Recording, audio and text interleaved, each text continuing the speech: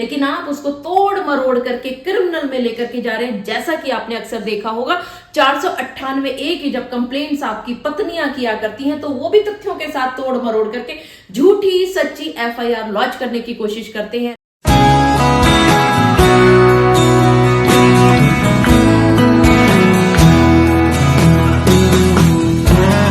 आप सभी ने अक्सर एक बात देखी होगी और महसूस भी की होगी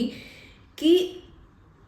कुछ और बातें चल रही हैं दो पक्षों के बीच में, लेकिन कोर्ट में जब केस किया जाता है तो कुछ और बातों को लेकर के किया जाता है। असली बात अक्सर या तो छुपा दी जाती है या तोड़ मरोड़ करके उसको ऐसा रूप दे दिया जाता है जिसका असल केस से कुछ लेना देना ही नहीं होता। बहुत बार आपने ये भी देखा होगा कि दो पक्षों के बीच में कॉमर्शियल डिस्प्यूट यानी कि कुछ पैसे का लेन देन की बात चल रही है, लेकिन जानबूझ करके उस सिविल सूट को क्रिमिनल नेचर देने के लिए, उसका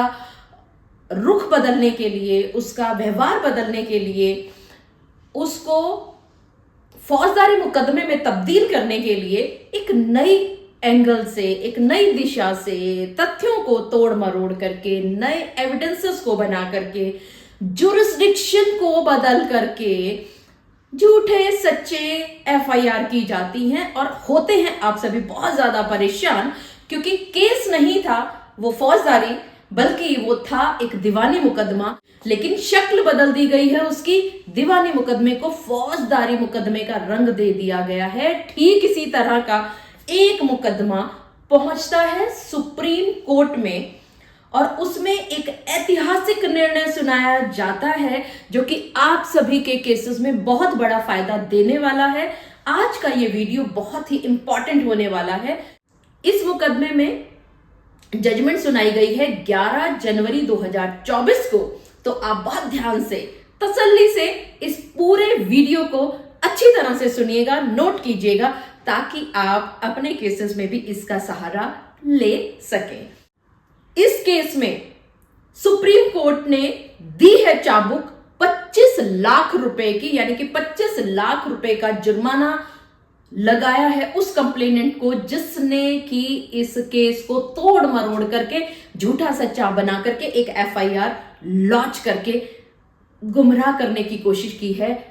सरकार को भी, पुलिस मशीनरी को भी, सभी को उसने मिसयूज किया है। तो आइए चलते हैं और देखते हैं कि क्या था ये केस। मैं एडवोकेट मोहिनी मोना आप सभी का पुनः स्वागत करती हूं और आप सभी देख रहे हैं आप सभी का पसंदीदा चैनल मोहिनी मोना एडवोकेट। अगर आपने मेरे इस चैनल को अभी तक सब्सक्राइब ना किया हो या आप मेरे इस चैनल के लिए नए हैं तो इसको जल्दी से जल्दी सब्सक्राइब कर दीजिएगा, ताकि आपको इसी तरह के लीगल इंफॉर्मेटिव वीडियोस की नोटिफिकेशन सबसे पहले मिल सके। आइए इस वीडियो में आगे चलने से पहले समझ लेते हैं, जान लेते हैं, याद कर लेते हैं कि इस केस का असल में टाइटल क्या है। इस केस का टाइटल है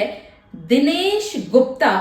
वर्सेस स्टेट ऑफ यूपी और इसमें अभी हाल फिलहाल में ही कुछ दिन पहले 11 जनवरी 2024 को एक ऐतिहासिक निर्णय पास किया गया था। यहां पर सुप्रीम कोर्ट ने इस लिटिगेशन को, जो कि डिलेड भी थी और मिस्चीवियस थी, इसके ऊपर कॉस्ट लगाई है। सबसे पहले समझ लेते हैं कि केस आखिरकार क्या था।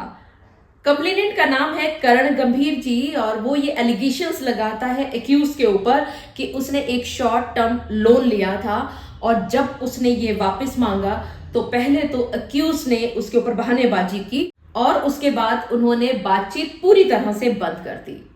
अब कैलाश गंभीर जो कि कंप्लेनेंट है, मेन कंप्लेनेंट है, वो आगे लिखते हैं कि उन्होंने लीगल एक्शन लिया और एक FIR दर्ज करा दी एक्यूज के खिलाफ 420 चीटिंग के केस में, 467 फॉर्जरी और 120B यानी कि क्रिमिनल कॉन्स्पिरेसी के तहत।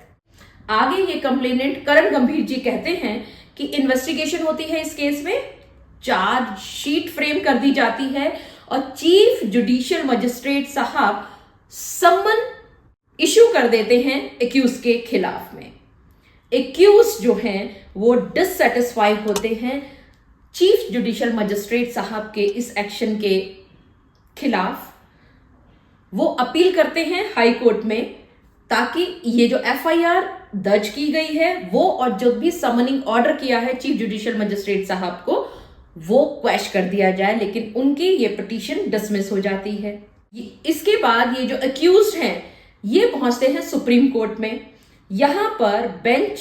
कहती है कि ये जो इनिशियली लोन की बात की जा रही है इसका कहीं पर भी जिक्र नहीं था शुरुआत से लेकर के लास्ट तक, क्योंकि फिर दोबारा से मैं आपको बताना चाहूंगी ये जो करण गंभीर कंप्लेनेंट है इसने अब्यूज किया है क्रिमिनल जस्टिस सिस्टम को, और ये क्रिमिनल जस्टिस सिस्टम को जो इन्होंने मिसयूज किया है इन्होंने बदला लेने की भावना से किया है, न्याय को प्राप्त करने की भावना से बिल्कुल भी नहीं किया है। ये जो करण गंभीर जी कंप्लेनेंट हैं ये DD global capital private limited नामक एक कंपनी चला रहे हैं, और दूसरी तरफ जिनको इन्होंने एक्यूज बनाया है सुशील गुप्ता जी, राजेश गुप्ता जी, दिनेश गुप्ता जी, बलजीत सिंह वगैरह वगैरह, ये अलग से कंपनियां चला रहे हैं। यहां पर डीडी ग्लोबल कैपिटल कंपनी जो कि कंप्लेनेंट है उसके अलावा गुलाब बिल्डटेक और वर्मा बिल्डटेक नामक जो कंपनी है उसका जिक्र किया जाता है, और ये भी बताया जाता है कि ये जो सुशील, राजेश और दिनेश हैं ये तीनों प्रमोटर्स हैं। जो कंप्लेनेंट की स्टोरी है वो ये कहती है कि इनकी कंपनी ने शॉर्ट टर्म लोन दिया था गुलाब बिल्डटेक को 5 करोड़ 16 लाख का, और वर्मा बिल्डटेक को दिया था 11 करोड़ 29 लाख 50 हजार का। कुछ समय के बाद ये लोन जो है वो कन्वर्ट हो जाता है डेब्ट इक्विटी में। वर्मा बिल्डटेक के 21% शेयर होल्डिंग्स को एक्वायर कर लिया जाता है। इसी तरह से गुलाब बिल्डटेक के 4.53% शेयर होल्डिंग्स को एक्वायर कर लिया जाता है। शेयर सर्टिफिकेट इशू किया जाता है, लेकिन ये जो शेयर सर्टिफिकेट है कभी भी हैंडओवर नहीं किया गया कंप्लेनेंट को, ये कह रहे हैं कंप्लेनेंट साहब। और साथ ही वो आगे एलिगेशंस लगाते हैं कि जब इस लोन अमाउंट को उन्होंने वापस मांगा पहले तो उन्होंने अवॉइड करना शुरू कर दिया और फिर बातचीत करना बंद कर दिया, यानी कहीं पर वो शेयर्स की बात कर रहे हैं, शेयर होल्डिंग्स की बात कर रहे हैं, और कहीं पर वो शॉर्ट टर्म लोन की बात कर रहे हैं। यहां ये भी गौरतलब बात है कि जब इन तीनों कंपनियों के बीच में कोई भी ट्रांजैक्शंस होनी शुरू हुई थी तो इनके बीच में एक रिजोल्यूशन भी पास हुआ था। इक्विटी शेयर्स के लिए एक रिजोल्यूशन पास किया गया था। तो ये कहना बिल्कुल गलत है, ये कहा एक्यूज के एडवोकेट ने कि ये शॉर्ट टर्म लोन था, ये कहना बिल्कुल गलत है। और 2012 में एमलगेशन की भी बात हुई थी, हाई कोर्ट में एक पिटीशन जाती है, नोटिस भेजा जाता है सभी पार्टीज को, लेकिन कोई भी शेयर होल्डर, जितने भी शेयर होल्डर्स हैं सभी को नोटिस गया था, लेकिन कोई भी शेयर होल्डर नहीं पहुंचता है दिल्ली हाई कोर्ट में। जब एमलगेशन के लिए पिटीशन लगाई गई थी कोई ऑब्जेक्शन नहीं आता है। कुछ समय के बाद ये एमलगेशन भी अलाउड हो जाता है हाई कोर्ट से, और बहुत सरप्राइजिंगली ये करण गंभीर इस ऑर्डर को कहीं पर भी चैलेंज नहीं करते हैं, तो ये ऑर्डर एक तरह से फाइनल हो जाता है। लेकिन ये करण गंभीर ने इस केस को फाइल करने के लिए एक नई स्टोरी बनाई। उन्होंने इस सिविल नेचर केस को क्रिमिनल कलर देने के लिए एक कॉमर्शियल नेचर जो डिस्प्यूट था उसको फौजदारी मुकदमे में तब्दील करने के लिए एक नई स्टोरी बनाई थी। एक जो कंप्लेंट फाइल की गई थी पुलिस को 2018 में, उसका कहीं पर भी कोई भी जिक्र नहीं किया गया है।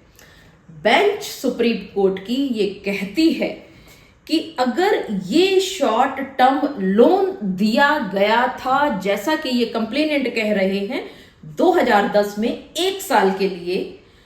और ये कंप्लेनेंट आगे ये कहता है कि जब इसको वापस नहीं किया, कोई स्टेप नहीं लिया गया, क्यों नहीं कोई स्टेप लिया गया? अगर ये एक कॉमर्शियल डिस्प्यूट था, शॉर्ट टर्म लोन था, 2010 में 1 साल के लिए दिया गया था, तो जब इन्होंने ये जो एक्यूज है सुशील गुप्ता जी, राजेश गुप्ता जी, दिनेश गुप्ता जी, बलजीत सिंह वगैरह वगैरह वगैरह, इन सभी लोगों ने जब ये लोन वापस नहीं किया था तो एक रिकवरी सूट क्यों नहीं फाइल किया था? इतना ही नहीं, सुप्रीम कोर्ट आगे ये कहती है कि 8 साल 7 महीने के बाद इसको एक नया रंग दिया जाता है, एक एफआईआर रजिस्टर की जाती है और उस एफआईआर को रजिस्टर करते समय बहुत सारी चीजों को तोड़ मरोड़ करके पेश किया जाता है। इन्वेस्टिगेशन के दौरान कोई भी असली तथ्य नहीं पहुंच पाते हैं पुलिस के पास और ना ही सीजीएम साहब के पास किसी भी सही तथ्य को लेकर के आया जाता है। यहां पर बहुत ही सरप्राइजिंगली एक और बात नोटिस की गई सुप्रीम कोर्ट बेंच के द्वारा कि ये सभी जो ट्रांजैक्शंस हो रही थी ये हो रही थी नई दिल्ली जुरिस्डिक्शन के अंतर्गत, लेकिन वेरी सरप्राइजिंगली जानबूझ करके इस कंप्लेनेंट ने इस झूठी एफआईआर को दर्ज करने के लिए जुरिस्डिक्शन यानी क्षेत्राधिकार को ही बदल दिया। उसने क्षेत्राधिकार नई दिल्ली से हटा करके गौतम बुद्ध नगर में उन्होंने दिखाया कि ट्रांजैक्शंस हुई हैं और एक झूठी एफआईआर वहां पर दर्ज कर ली। यहां सुप्रीम कोर्ट ने बहुत क्लियरली ये बात कह दी कि ये जो कंप्लेनेंट है इसने जानबूझ करके इस केस को इतना ज्यादा डिले किया ताकि वो झूठी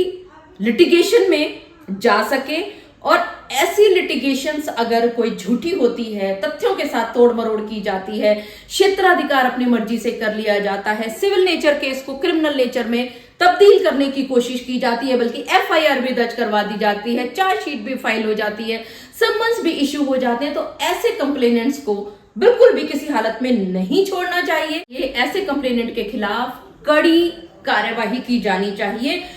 और ये सब कहते हुए सुप्रीम कोर्ट ने इस एफआईआर को क्वैश करने का आदेश दे दिया और साथ ही साथ जो भी समनिंग ऑर्डर इश्यू किए गए थे सीजीएम साहब को उसको भी खत्म कर दिया गया। और इतना ही नहीं, सुप्रीम कोर्ट ने सबक सिखाने के लिए कि फिर दोबारा से इस तरह की कोशिश की